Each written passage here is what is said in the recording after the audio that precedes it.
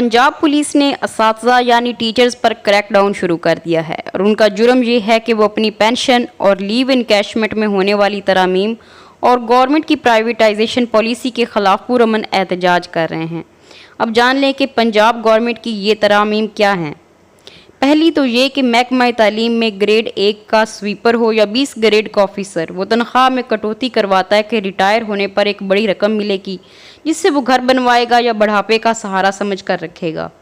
अब हुकूमत इस चीज़ को ख़त्म करने जा रही है। दूसरी चीज़, हुकूमत ने टीचर्स की पेंशन ख़त्म करने का फ़ैसला कर लिया है। और तीसरी बड़ी चीज़, सरकारी ऑफिसर्स को अपनी छुट्टियां इस्तेमाल ना करने पर लीव इनकैशमेंट की सूरत में जो सालाना रकम दी जाती थी उसे ख़त्म करने का फ़ैसला कर लिया गया है। और चौथी बड़ी चीज़ ये है कि सरकारी स्कूलों को बेचने का फ़ैसला किया गया है, यानी कि प्राइवेटाइजेशन। इसमें सरकारी स्कूलों को प्राइवेट लोगों के हाथ में दे दिया जाएगा और उनको अपनी मर्ज़ी से अपने फ़ीसों पे चलाएंगे, जिससे गरीब तबका बच्चों को पढ़ाने से कतई तौर पे महरूम हो जाएगा। इस वजह से पूरे पंजाब में स्कूलों को बंद करके बच्चे और असातिज़ा एहतजाज कर रहे हैं ताकि हुकूमत को उनके इरादों से बाज रखा जा सके।